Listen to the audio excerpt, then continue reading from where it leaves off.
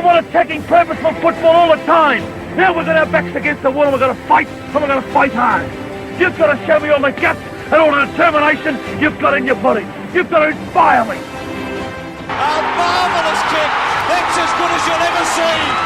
And puts Graham back in front. I don't know about you guys, but if I see one bloke walking out of here, give the pat on the back from people out there for a good effort, I'll spew up. From inside the centre square, boys kick the goal. Boys kick the goal. From inside the centre. I can't believe that. Hey Pack, welcome to Danny Boyd, a podcast about the greatest football club ever. That is the Footscray Football Club. They trade us Western Bulldogs. I'm Danny McGinley. Tom Boyd is with me. We're recording in Tom Boyd's kitchen. It's very... If people want to know how Tom Boyd lives his life, it's very white. It's very Westworld. It's very my wife's decorating skills. It is, mate. For a house with a toddler, it's very clean. Oh, thank you. We try. Yeah, I mean, it goes through stages. We have the very reminiscent, like, young parents issue of there's always clothes that aren't clean. Yes. Or that are clean that haven't been put away. That's not young parents. That's all parents. Yeah, but it seems like it's the consistent theme in our household. But we also have been given by my mother-in-law, Anna's mum, one of the great pieces of grandparent help that you can ever be given, other than them just taking the kid off your hands for a bit, which is a RoboVac. Oh, nice. How's that go with the dog? Yeah, the dog doesn't hate it. Which the dog is scared of her own shadow and her own shadow's presence. But the RoboVac doesn't seem to do it for her. It's great. And because the dog is obviously, she's a black Labrador. She sheds all the time. We've got a white house. I know. It doesn't make any sense. The RoboVac does what you would have to do the three times a week clean. It does that for us, which has been a bit of a game changer. All right. Well, I enjoy the RoboVac while it lasts, because as soon as your daughter gets into Lego, you can't do the RoboVac. Yeah, she's kind of into that at the moment. But she's into Lego? Yeah, or Duplo. You're going to lose half of it. Duplo. Yeah. Duplo. The RoboVac can't get Duplo. Yeah, do you have a weird name for the RoboVac? A lot of people have pun names for it. Yeah, Anna tried to call it something, but I can't remember what it was. But now it's just Robo. Which makes a lot of sense.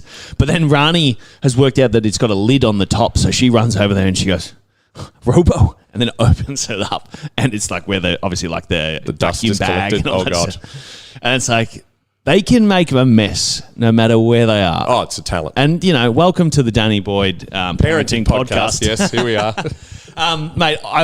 Every week we do the intro. Most weeks, I would say 96% of the time, you say best club in the known universe. I do.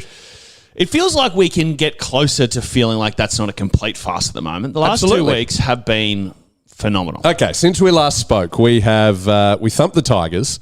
We've thumped, exactly. Man, that was such a good game. I mean, not a quality game, but I don't remember and maybe I haven't supported the Bulldogs as long as you have. I haven't been alive as long as you have. I don't remember the Bulldogs ever being that bad. Oh, as the Tigers were that night. Oh yeah, there were some times late 80s and early 2000s we were pretty rubbish. But I remember the Tigers being that bad. Oh not recently, but I remember going to a game very specifically with my dad and his his best mate and his couple of kids. They're all Richmond supporters. It was the Fighting Tiger round, the game where they were going to crush the debt. I love that. Great. Yeah. And it was Carlton v Richmond. We're sitting up in the nosebleed sections of the G. And they needed to raise $7 million or whatever to get the club out of debt.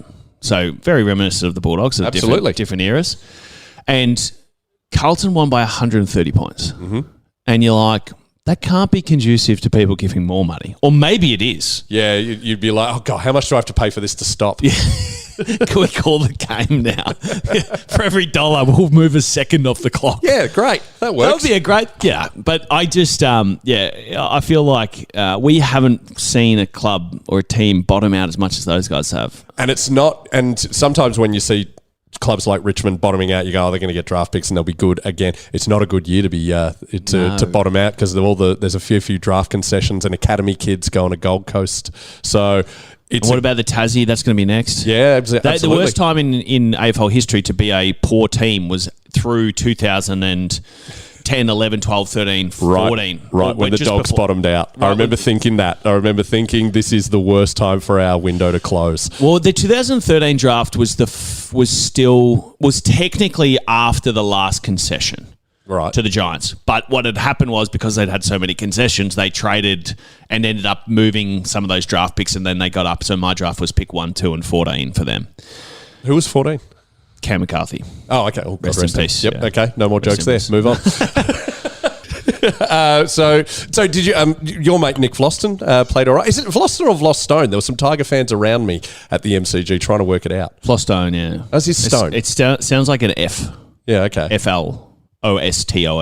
It's the Stone or Stone was that all working Stone, out? yeah. Anyway, it's irrelevant. I don't think he cares, to be honest. Oh, doesn't he? No, Nico's not one of those guys who really cares a lot about what anyone thinks. Didn't care much about defending that night, which was awesome. He was trying, I think. He was actually. I'm being mean. But I did see there was a great. So in the intro, I think it was to the game or the halftime last night, there was Sam Darcy taking a mark on top of him and then almost walking over him, and I was like, "Suck eggs, mate." Mate, Sam Darcy has been so good over this. Like we've all been excited about Jamara and Norton and everything. Sam Darcy's it almost feels like a quiet achiever. Yeah, a sleeping giant. He does. Well, but then someone said the other day, they're like, he'd have to be in the running for Rookie of the Year or whatever it is. And someone was like, hasn't he been playing for 3 seasons? And of course, I think it's any time over the first 3 years based on games played. Yeah, and he's not going to win the Rising Star because one of the Dacoses is still under that umbrella. Yeah, Rising Star, sorry, not Rookie. Yeah. But I think he's so stereotypical of a big guy coming into the game. And all you want to see is the fact that he can do those big guy things. And he's not going to be the guy who's going to stuff the stat sheet at the moment. He's going to take a couple of marks and maybe have a couple of shots on goal and compete. And I watched a couple of times last night. Grundy still moves him around really easily, which, by the way, Brody Grundy is one of the biggest nightmares to play against because he's 205 centimetres, but his legs are about as tall as Mitch Wallace's. So his centre of gravity is 2.5 foot off the ground. Okay, all right. And he's incredibly strong. But you could tell he's still a boy, compared to some of these guys. I mean, Brody would be 30 now, and he's always strong prime. as an ox. Yeah. But to see him at least have the ability to take a mark, take a big clunk, kick straight, he's got a beautiful goal kicking technique. We just know that the fundamentals are there, and now we're just looking at him having a bigger impact across more parts of the game. Yeah, and it's only going to happen. And he's got those. I've been calling him Inspector Gadget. The way his arms. Do you remember Inspector Gadget? Yes, I do. We had this conversation previously on the pod, and I loved Inspector Gadget. Great, good. He could do everything. That bloke. Do you remember the cartoon or the movie? No, the movie. Oh, you were Matthew Broderick. Yes. Okay. See, Don Adams was he was the voice of Inspector Gadget. He was Get Smart. Do you remember that show? I do know Get Smart, but I know Get Smart from the Anne Hathaway and Steve Carell. Oh, God. Not that I haven't seen Get Smart to turn up on daytime television. Yes. Don't get me wrong. I've seen that too. It's how we get all these references. Well, Fraser last night played a really great game. Yes. Probably the best game of his career. I had no idea who he was. No, neither did I, but he was amazing. And the other reason I don't know who, I'm surprised, because I don't know who that many of the young boys are. If they haven't played, I haven't seen them.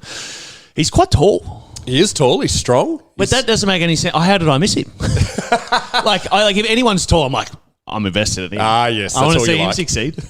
My dad said to me when dead set when the Bulldogs were going up to pick a coach when I was coming. That's right. I remember this story. This is good. Dad goes, Tom, I was thinking the other day, you've been coached by midgets your whole life.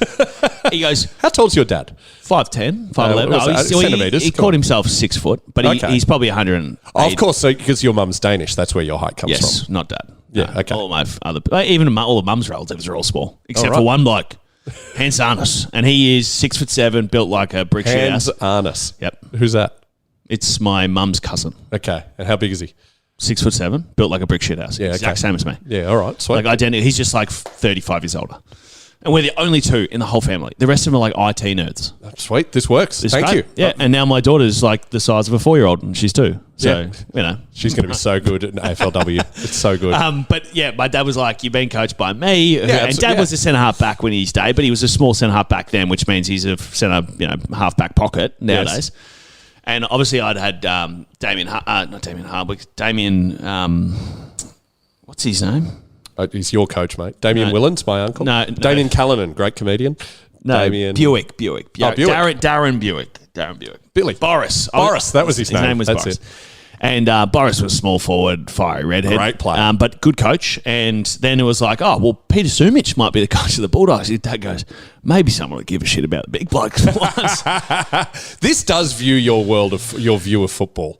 It's so true, though. Even last week when Chaz was telling you some stats and gameplay, and you were scoffing at him like, yeah, it doesn't benefit the big guys. It doesn't benefit the game. Like it's The game. He means the big guys. No, what I mean is that we were going through this statistical analysis of why the Bulldogs have been winning and losing and what's going well and what's not going well. And the problem with stats is that every single stat that you focus on has a trade-off directly opposite and equal. It's Newton's laws of stats. It's Newton's law of football. Yep. And essentially what we've come to is we're now a really efficient side in terms of the amount of inside 50s we get to how many goals we kick, right? It didn't feel like it last night or the week before. But we won a premiership being the worst because we had 65 inside 50s a game. True. So just by the law of volume, we won. And you're like, well, that's not better or worse. So now they fix one problem and another one's been created, which is that we turn the ball over in the middle of the ground and we don't get the inside 50. So all I'm saying is that, there's big guys on the field. I want to know about them. And I want to know that they're doing good. And I want to be the first person to defend them for the most part. So you're there. So Fraser is there. By the way, the reason I was building up to this is there was a bit of nickname jury happening in my WhatsApp group. What do you think? A few people are just going Jar, like Jar Jar. And I go, that's terrible. I'm going Fraser. Come on, Dr. Crane. Yeah, I know that show. There you go. There you go. I mean, it's good because it was named that way. It makes it kind of an obvious. Fraser. There we Easy. go. Like, no, Dr. Crane. His name is actually Fraser, so it can't be that. We'll just call him Dr. Crane. Okay, that's fine. I mean, just use that as the point of reference. Jar, what are we, like Americans? Yeah, exactly. That's the kind of shit they come up with over there. We just started calling everyone like baby names to themselves that are like 2 letters. It's because the NBA finals are on. They're all guts deep in that, and no good. So Jar played a mate. Anyway, where are we going? We're all over the shop in this. It's been 11 minutes. We thought we were going to do it in order. Start with the Tigers, go to the Giants. We're already talking about last night's game. This is how the emotional roller coaster of being a Dogs fan this year. Yeah, I was not the first time I've been told that I'm all over the map this week, but I confronted that person about it at the time. What was that about? We were just working. Don't worry. All right. It's not an issue. This is an insight into the corporate life of Tom Boyd. Yeah. I don't enjoy it. Just to say, I don't take people divulging to insults very well. And, in my previous life, as I've said, I've grown a lot as a human being. It's in some ways good, some ways bad. I used to be very patient for people criticising me in the past. Not so much anymore. It's weird. Yeah. I just get all of it from my mum or my wife or my daughter. Now we're getting an insight into the sitcom life of Tom Boyd. Yeah, sitcom. Is it like Everybody Loves Raymond? Everybody Loves Tom. Do you get that show? Yes, I know that one too. I would say, I think everyone loves me and loves to, poke fun at me, but that's all right. I'll just be your wacky neighbour who comes around and drinks pots together. Drinks pots and steals food and swears at the TV. He's over again. All right, so let's focus on. Did you watch So you watched the Tigers game? It was brilliant. I couldn't enjoy it that much. I went with one of the dads from school who I don't know that well. We were level jumping the friendship, and he's a Tigers fan. So as much as it was brilliant seeing that, you can't really over celebrate when you're with a new friend. No, and you don't want it to be. Like, we don't want to watch footy games particularly like that, to be honest. It was kind of like, honestly, it was either circle work, where there was a bunch of cones on the field that were wearing yellow and black. Yep. Or it was like they were playing the under-18s. Yeah, it wasn't, but it's a game that I'll put on when I'm doing the vacuuming, just so I could look up and I'll see us, getting the goal. And always great to see us thump the Tigers. I think that is a great way to put it. If you're being distracted by the vacuum cleaner, I think that's a good place to start. But I didn't actually get to watch the Giants game, unfortunately, as I was working at the time. But I was checking the scores and just going, when's this going to end? We kept expecting the Giants to just turn it on, and we kicked 6 points to start the game, right? Yeah, we did. Yeah, it was pouring rain, horizontal, Baltic conditions. Not like Sydney to be like that. The funny thing is, Sydney had been absolutely pissing down for 3 weeks, right? Yeah. I went up there for work. The 2 days I was there, it was 25 and sunny, and then the day that I left, apparently it turned to shit again. So I'm not just saying I'm Jesus, but there's an element of me being it's like Bruce Almighty sort of stuff. At quarter time, we were 0-5, and they were 2-1. It was just classic. And that's terrifying, though, isn't it? Oh, absolutely. That's just like, that's the Energizer Bunny who's run out of energy, who now has to go up against the whatever else is in those commercials. Duracell Bunny. The Duracell They Bunny. both have bunnies, isn't that It's weird? weird, yeah. It's kind of like the Michelin Man. It sort of doesn't make any sense. Yeah, because he's advertising tyres, I think. Yeah, but now he's in charge of restaurants. Yeah, but that kind of makes sense, which we can cover now, or we can stick on track to what we do. No, let's cover it now. Okay, so the Michelin Man, the 3 tiers of Michelin stars, 1, 2, and 3, is you have to stop if you're driving past it. to go to that restaurant. Oh, Number 2 is you should travel to that destination. right. And number 3 is you should get on a plane, I think, or something like that. With Michelin tyres on the plane. Yeah, presumably. But it was about getting people to travel and use their cars. That's thank you, brilliant. Tom Boyd. I didn't know that at all. Isn't it? That's good gear. When I learned that, I was like, I feel so much better about those pricks. Look at that. You come for the charging footy. us for rubber forever. Come for the footy banter, stay for the fun trivia. So then halftime, we're up by 5 points. It was just that classic thing of we were dominating possession and then they would kick straighter. I do feel like I have gotten such a fixed view of how good the Giants are every year that we've gone through. They're either rubbish and then I'm like, no, they're great. And then they beat someone when they're rubbish. I'm like, wow, that's a surprise. But really, they were going better. I'm just not paying enough attention. Yeah. And I was still looking at them as they probably were seen 5 weeks ago when they were dominating. I think we all were, they've been rubbish for 5 weeks in a row. And like since the 2019, we think we said this on the pod. Since the 2019 elimination final, we've only lost to them once, and that was in Ballarat. So yeah, which is I feel like there was a stage where we went through with Ballarat specifically where it was almost the place we lost every time. Yeah. Yep. I think we lost to Adelaide up there in a big game, or Port Adelaide, one of those two. Port, definitely. Port, we lost the first one. That ex-Richmond player kicked a goal late in the game. But then, that final quarter. James Harms got, was it 3 goals? 4 or 5. 4 or 5, and a couple in the last quarter. Tell you what, he couldn't have kicked the side of a barn last night. Oh, Jimmy Boy. my Tell you God. what, that snap that he had was one of the worst I've seen. Yeah, but here we go. So we got won by, 27 points against the Giants. Really exciting. We're up and about. We're playing the Swans. We dared to dream. There was a lot of confidence. How many scoring shots was it against the Giants? Because I feel like it was overwhelmingly our way. 8-22. So 30 scoring shots to 13. Yeah, and I feel like we almost looked like this a bit at times last night, right? Again, Totally. we're hitting the scoreboard over and over again, really peppering the sticks, as they say, Danny. But yeah, they've got... I don't know how the Swans do it, mate. I don't know how they do it. But they have so many quality midfielders. Oh, yeah. That just turn up out of nowhere.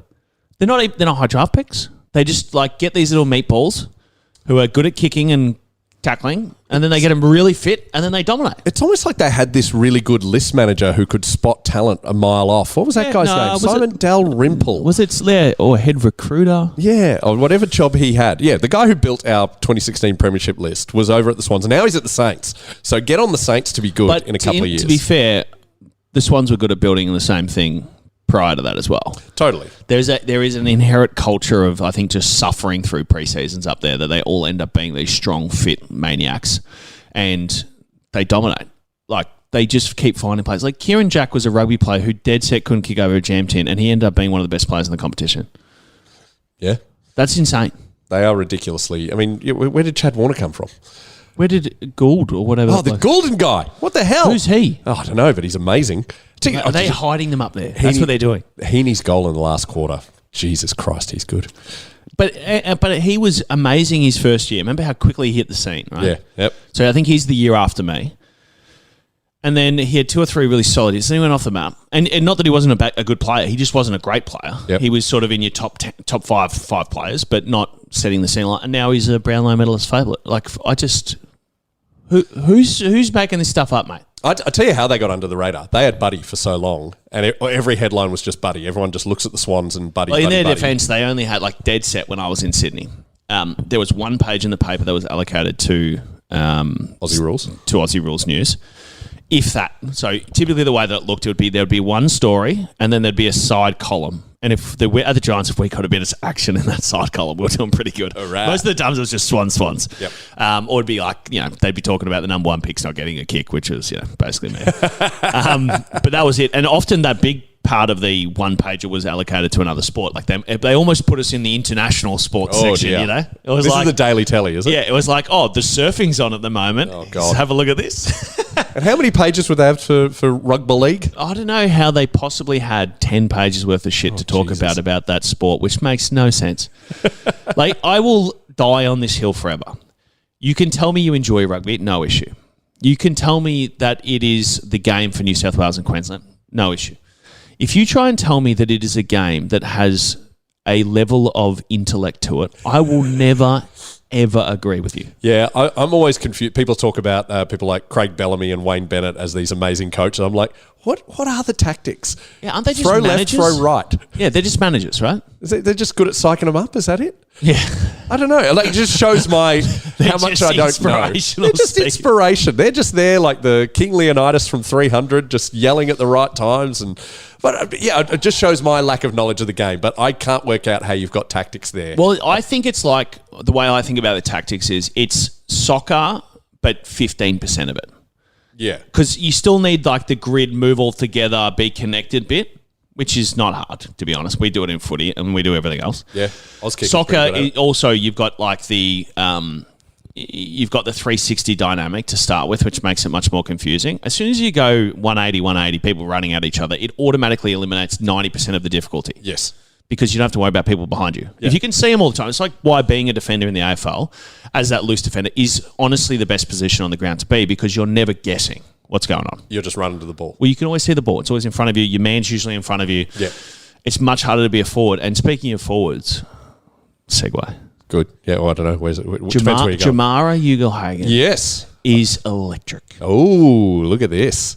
Electric. He has... So, my concern with Jamara when he first started was not strong enough, not fit enough, and definitely worked the case, I'd say. And aerially didn't have that much of a presence catching the ball overhead. Oh, you didn't, but against other under 18s. Yeah, exactly. And to be honest, I did that, and that was fucking easy. We've all learnt from your books and this podcast that was fucking easy. You can achieve anything at under 18s you level try and if you're catch tall the enough. ball with Robbie Tarrant playing on you. That is hard. And but if you watch his development, like number one, you can tell he's fit. Yes. Like his energy levels. So there was a really, really good passage of play where he actually didn't end up getting the ball in the third quarter, where Bont ended up kicking across his body, and Sam Darcy probably should have just caught it on his chest, but got a bit confused because he's a big guy. And you watch Jamara. Jamara had like sprinted. He was in the forward pocket on the left-hand side. He'd sprinted back. He'd fended off once. He'd come back up. He'd gone back, engaged again, come back up, and he was right there, and Bont probably could have hit him for an easy on the mark lead. And people don't see that. But I was watching that, and I'm like, I am so tired. Because that is so hard to do. Like the level of dynamic speed and energy after he's probably run 1.5 K since he got his last disposal, to be able to do that and to get separation when the guys are much stronger than him, he's going to be an absolute wonder, that kid, if he keeps improving. So this is how you watch the footy, Tom Boyd. You're watching the players behind the play and sort of the wide shot all the time. Well, when Bont gets the ball, he's not going to not kick it to someone. You know? Like, I mean, That's why I'm watching Bont. I'm trying to think of who to play. If Latham Vandermeer, only because I see Lath down the park, if Latham Vandermeer gets the ball, I'm watching Lath. Oh, we're talking about Lath. Don't worry. I'm confused. I'm like, where is the sheepdog? Where's he going? Because he is a maniac. He was. We will get to Latham Vandermeer because he was the victim of probably one of the worst decisions in AFL and also the football benefactor. history. But we'll get to the victim. No. We're not going to talk about the one he got early on. No. But yes, I do watch a lot of the behind the work, and I mean, like, I watch simple things like when I say I saw Sam Darcy get pushed around, I'm watching that because I don't think about it. It's just my eyes go there because that's where I was told to watch when I was playing, and I watch him sort of. Like, give up your back is something you don't do in the ruck, right? Especially if you're not as strong as the other guy. What does that mean? Which basically means that back. If the ball is being thrown in, for instance, there's a physics element to how to engage in the ruck, right? If you stand behind someone and put your hands squarely in the middle of their back and push them, they'll fall, right? Mm-hmm. If you stand beside them and you push them in their shoulder, they won't move for the most part because you've got strength in your hips and your legs to stay still. Yep. And as soon as you give up your back, like in the instance where someone is directly behind you, that's where you just get worked under the ball really easily. And the unfortunate part of that is often that means ruckman grabs ball out of the air and can either handball to the midfielders or kick or clearance or whatever.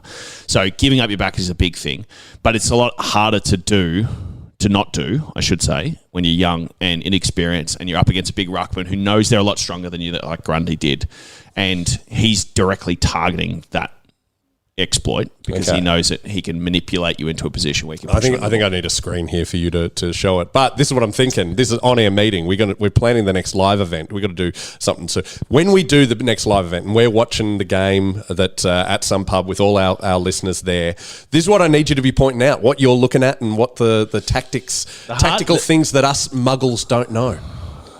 The hard part about that, though, is trying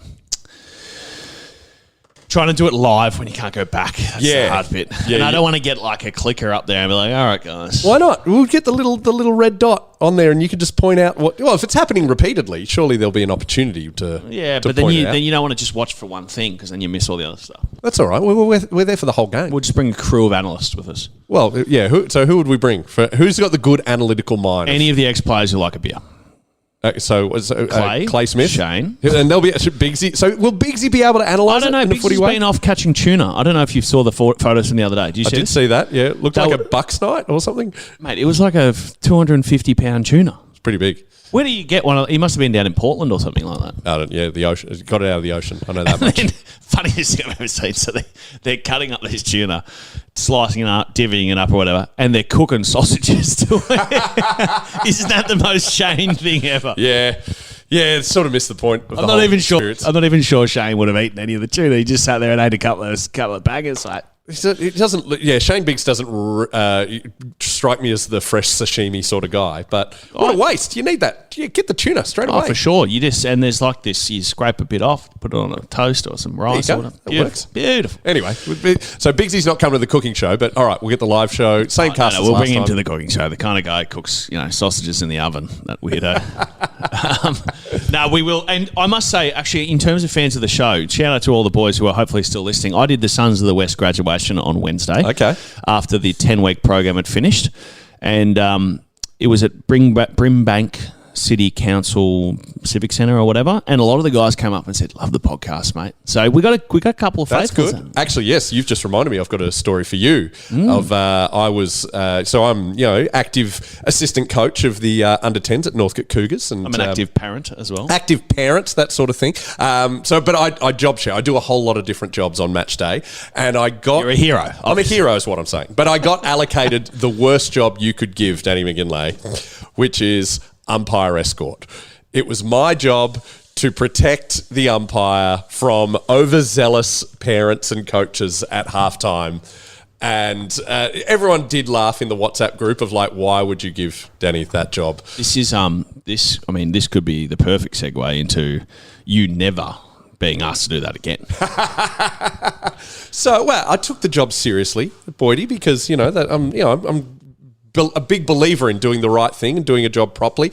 Anyway, I went over to this it looked about 15-year-old boy, just quite slight, and I walked over to him and I went, "G'day, mate, I'm Danny, I'm taking care of you today." And he just genuinely looked quite afraid of me. And then and then went, "Oh my God, I listen to your pod. Let's go." So Jonah, you champion, also plays for Northcote Cougars in the highest senior levels, but great umpire. Missed a few obvious ones, but that's okay. Yeah, they all do. We just want consistency. Absolutely. And also, it'd be remiss of me not to say, we need our umpires. We do. And at the local level in particular, if you think abusing a young fellow who's trying to make the game work or just run by umpiring, you're an idiot. Yeah. I did yell at the umpire this week. Are they any good? No. They're getting paid $17 in a pack of chips. Yeah. Oh, they get a pack of chips? Yeah, only on weekends. Well, when else are you going to umpire? That's their overtime. I did yell at the umpire. I was assistant coach this weekend, and there was a few decisions that I wasn't happy with, but I was biting my tongue, and then one happened right in front of us, and I just yelled out, "I disagree!" And I had to apologise to the league because one of the reps was there and said your coaches can't do that. So sorry, you can't say I disagree. You can't be yelling. You're supposed to send your runner out to talk to your kids, and no, they're big on it apparently. And that's all because ever since I took over. I think that's a great example of channeled emotions. Thank you. I thought I was quite reserved. You didn't say. Well, there's a long list of things. The one that I heard as a kid was very much in the maggot. That Yeah, was a okay. big part of my upbringing. And I never quite understood it personally. Well, because they used to wear white, and No, white maggot was the standard. Yeah. But it's really gone since the umpires Well, wore. geez, I tell you what, the boys adapted once they changed to yellow. They just put in a different colour. Yeah, I called him a fluoro fuckwit a few times. But anyway. We're not proud of these things. See, I've never been in the abuse of umpires camp because I was always taught from a young age, hey, if you yell at them, they're not going to give you any free kicks. Absolutely. And to be honest, they didn't give me anyway. They didn't give them to me anyway. I once got told, this is a dead set. If this bloke's listening, which is absolutely unlikely, but if you're listening, time for a little lesson. I was playing in the amateurs, and So this is post AFL career. Post AFL career. Okay. And I came up to this umpire, of whom he reeked private school energy. Reeked. Jeez, when Tom Boyd's saying you reek of private school energy. Well, I didn't go to one of these schools, mate. Where did you go again? I went to a Lutheran school. All right, that's still... It's in Croydon, mate. You're still wearing a tie? That's like going to a bloody party in a tip. It's not like...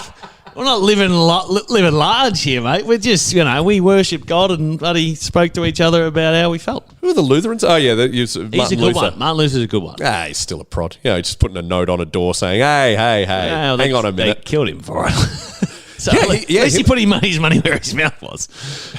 At least he backed himself. Yeah. Say what you want about Luther. And he also, was an honest player. He also spent a lot of time in Denmark when he was exiled from Germany, actually. Oh, there we go. That's the link. So that's why my mum magically rediscovered her Lutheranism when she was trying to get us into that school.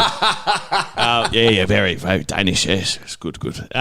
Anyway, so I'm talking to this, private school energy bluff. And, And when I say talking, I was always, hey, mate, to the umpires. The only way I spoke, hey, mate, this has been happening a lot. Can you have a look at it? So what are you talking, like some cheap It's always shots? holding. I'm like, mate, he's 6 foot. I'm 6'7". If we both put our arms up and neither of us jumps, it's impossible for him to spoil me without him grabbing my arms. Mm-hmm. It's impossible. I'm either dropping the mark or he's giving away a free kick. It's physically impossible. Anyway, so I came up to this bloke and said, mate, this guy is all over me. Like every jumper. And he goes, Tom, you're not playing in the AFL anymore, mate. And I said, oh, fuck me. Have the rules changed? Like, it was just one of those. Everyone gets a go? Or I'm like, mate, don't give me that. I'm being respectful to you. Yeah. I'm not, I haven't yelled at you. I'm not whinging because I'm not, this is the 10th time it happened and I'm playing on 5 blokes. Give me a spell. I said, if you just pay one, he won't do it for the rest of the game. That's what you have to do. And no, I didn't get a single free kick. And he never gave me a free kick in the other games that he saw me play. you need Jonah. Jonah's great in the Yarra Football League. Now, but, hey, speaking of umpires, well done to Lathan Vandermeer for not remonstrating after getting the worst 50-metre penalty, which cost us the game. So we were up between... now we're officially onto last night's game. First of all, as we've said on this pod many times, the Bulldogs' Latin motto is Cede Nullis, which translates to honourable loss. And last night was perfect for it. We lost... we lost Anthony Scott like 20 seconds into it. Yes. We lost James O'Donnell just before the game. Yep. Brought in Riley Sanders. Then we lose Norton, started the second quarter. It's horrible. Thank God it's just an MCL. Is that what it is? Is that official? That's what they said. Okay. Scans will reveal all, but on the commentary they said MCL. I texted you this, but you might have been a few beers. Yeah, I had a few beers. I wasn't sure if you were calling me something or you couldn't type. So medial cruciate ligament. Yes. What does that mean? That means that it is the ligament that stabilizes the inside of your knee. Right. How many? So is there 3 in there? You got your anterior, Lateral, posterior. There's 4. There's 4. Lateral and anterior cruciate. So anterior cruciate, the reason why you do your ACL, the reason why it's bad is because it runs through. I'm sure someone will know something more about this than me, but it essentially runs through across your knee. So it's the major stabilizing thing from all directions. Sort of posterior. Or PCL is a ruckman injury for the most part. So it's basically knee on knee, where your kneecap comes forward and your shin goes back. If you think about like kneeing something halfway up your shin. Yep. And then that sort of basically is really painful and you lose a lot of power, I think is the main issue. MCL, I did one during my career, very low grade, but low grades tend to hurt the most because it doesn't snap the nerve endings. Like you need to do it bad enough and then all the pain stops. It was one of the most painful things that I had. It was horrible. And I didn't miss any games and played 6 days later. Should not have played. But didn't. What year was this? This is 15, my first year. Did it against St Kilda, fumbled in the goal square. And so the game where we lost Clay as well? Might have been. where we were like up by 80 Yeah, points. Clay and did still his lost. knee in 15, right? Yeah, it would have been okay. Yeah. Horrible game. The Liam Picken, I think he had a shot before half time maybe and missed or something like that. And then they had a crack at him and then we were 40 points down after we were up by 50 points. Man, it was terrible. It was one of the worst games. And then anyway, where'd you play the next week? I'm trying to play Gold Coast up in Cairns. And I remember... Oh, yeah, what a great game that was. We were down by like... Kobe went to hospital. Jake kicked a couple of amazing goals in the last quarter. I was there. Yeah. Well, this is how good I was going. I went out to have a shot, set shots before the game. I couldn't kick at all. At all, man. And they were like, yeah, you can play. I'm like, mate, I can't kick. They're like, use your other foot. I'm like, I'm right-footed. But they were like, you have to play. It was a weird one. It was one of those, like, you have to play. Like, We were down by like 6 goals at three-quarter time and won. It was a great Jake game. dominated in Yeah. that game. He hadn't got a kick all game, and he dominated in the last quarter. Anyway... This is what we got to do, actually. Here's another good live event thing. We get the season highlights DVD of 2015 and 2016 and just watch it with you and some other players. That's a good live event. That'd be good. There we go. We like that. We'll put that in the show notes. See if people are interested. Yeah. Now I have no idea what we were talking about. So Latham Vandermeer gets a shocking decision. Aaron Norton injured. MCL. It'll be sore. He'll be back. I reckon it's usually 6 to 8 weeks. Okay. Which is around the time. But I mean, look at the people we're getting back. Cody Waitman, Libba. Well, Cody's Norton? should be only 2 or 3 weeks away. He said round 16. I interviewed him last night. Was it that long? Pre-game. Yeah. I thought it was after the bye. Yeah. It's. Was our bye that late? I think so. Yeah. Okay. Sounds like that. Libba. It's very exciting. But we also lose Ed Richards, who was playing. He's played the 2 best games of his career. It looked pretty innocuous, but you know, it didn't look like he got hit in the head. It looked like he got hit in the shoulder and sort of got a bit rattled. yeah. Yeah. Anyway, we will have you back. But yes, it was one of those ticky touchwood. Like, there's no two. Like, they talk about 2 motions, right? With 50-meter penalties. Like, something happens, then you do something else. Yes. He was just going for the ball, and as he landed, put his hand. Like the ball fell in his hands. And then it went out. It was barely a mark. And then they called it a 50. It's ridiculous. It's just like there are sort of 2 key motions. Like when you give away a 50, the whole point of it is you did something to give away a free kick or they did something to get the ball. And then there's a pause. And then you do something stupid. Yes. Like, agreed. Even if you think about like the very stereotypical ball's kicked into the forward line, ball spills off the pack, they pay a free kick. Small forward crumbs it. Not sure whose free kick it is. They snap on goal. Yeah. Even that, a lot of the time they're like, "Oh, you didn't know." Yeah, it's all good. Or you call the umpire, some of these words that maggot or something. Yeah, but even that, like, I see my issue with the dissent rule, which I feel very strongly, is that it stops communication between the players and the umpires. Players and umpires should communicate with each other. You should be able to say, "Hey, mate, just keep an eye on this," or, "Hey, have you noticed that?" And the umpire can say, "No, mate, we've been keeping an eye on it. It's not. We don't agree. We're not interpreting it that way." Like, you should be able to have a reasonably normal. If you insult them, it's a free kick. That's fine. If you abuse them, if you call them names, if you get aggressive, that's one thing. But if you say, "Mate, what are you talking about? I don't understand," that's not a free kick, and it just cuts off all possible engagement. Yeah. And if you swear at them, it's great. Pay a free kick. No swearing. Yeah. Or if you imply they're cheating, they're on the books. Yeah, or if you call them deranged or they're delusional or they're like, if you attack them personally, just call a free kick. That's fine. Yeah. If you ask them about the game, it's not a free kick. It's not 50 certainly. Yeah, but that you point at the scoreboard, which like there was a less like the Lath free kick was like that 50 is. So ridiculous, and it killed the game. Like we were within like 7 points, and coming hard. We were no one on the hard. bench. No one on the bench. Everything was poised for it to be the best footballing story of since 2016. Since Hawthorn lost when they were up by 40 points with 30 seconds to go. That was glorious. But it was about to be amazing, and it just It was infuriating, especially, look, I've watched that last quarter again this morning, and Sam Darcy had a very similar thing happen to him.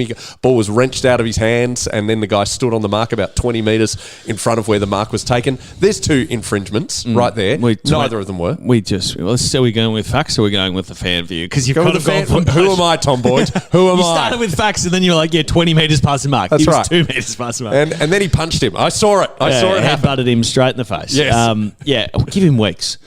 Like there's a big difference too. Like I think getting a free kick wrong is one thing, but paying such a penalty at that stage of the game where it was clearly innocuous and not deliberate, it's like, give me a spell. Absolutely. And the only not to take this away from being very Bulldog-centric, but Lath also had an interesting moment early in the game, to the descent point more than anything. Yes. Where Lath got one of the worst high tackle decisions I've ever seen. It looked high from where I was at the other side of the ground. Yeah, my camera was in his face because it was on TV.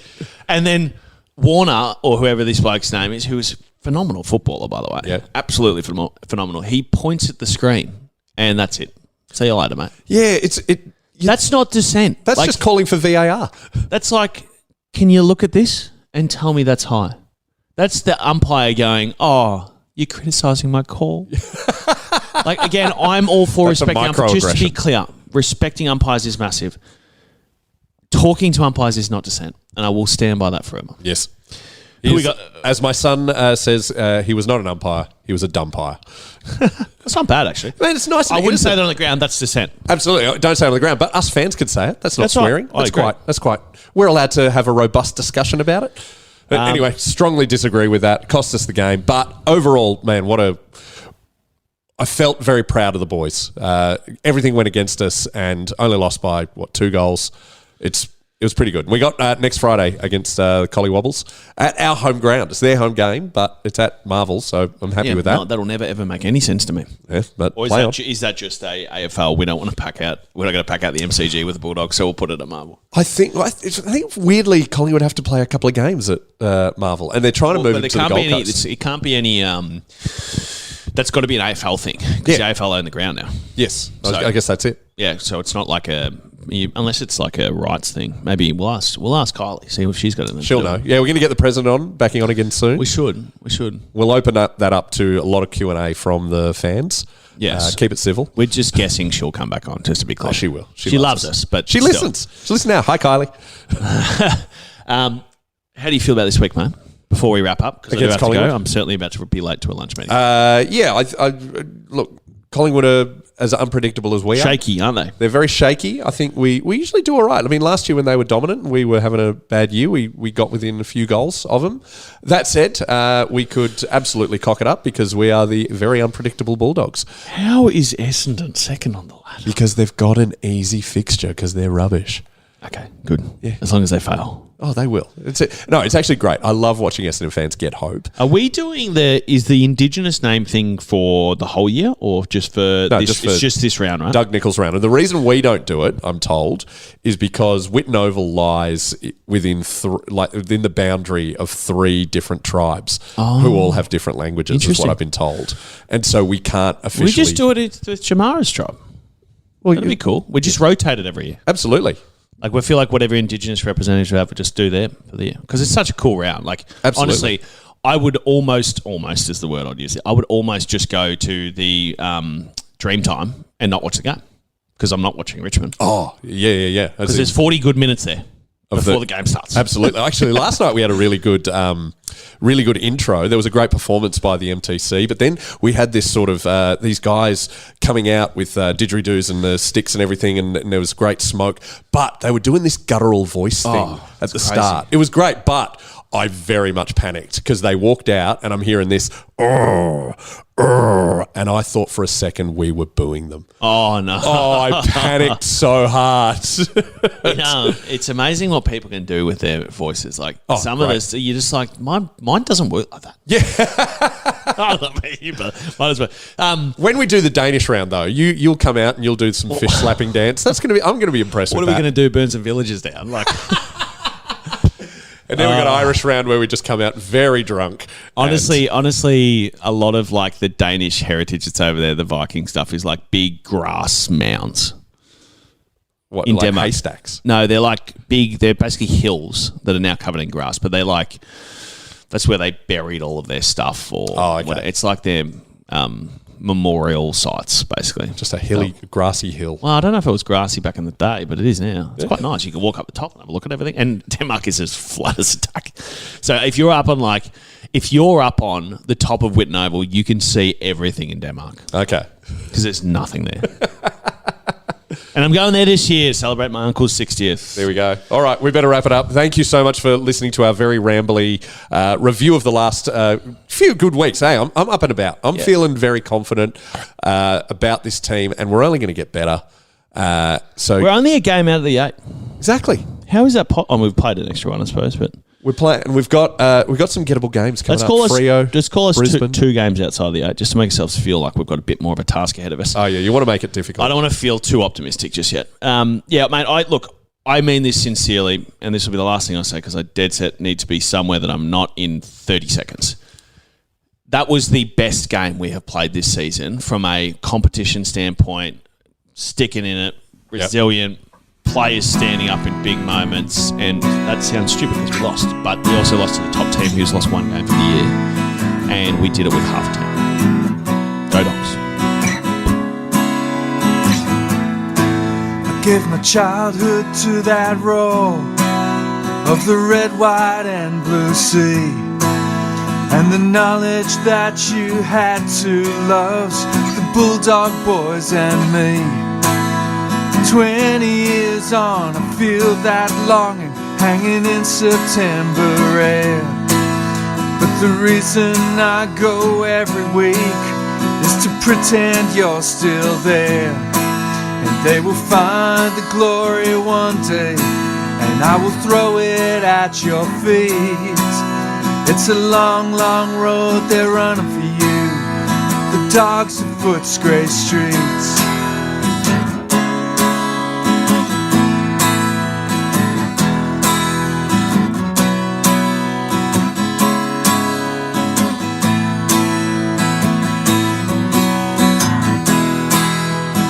Long, long road they're running for you, the dogs of Footscray streets.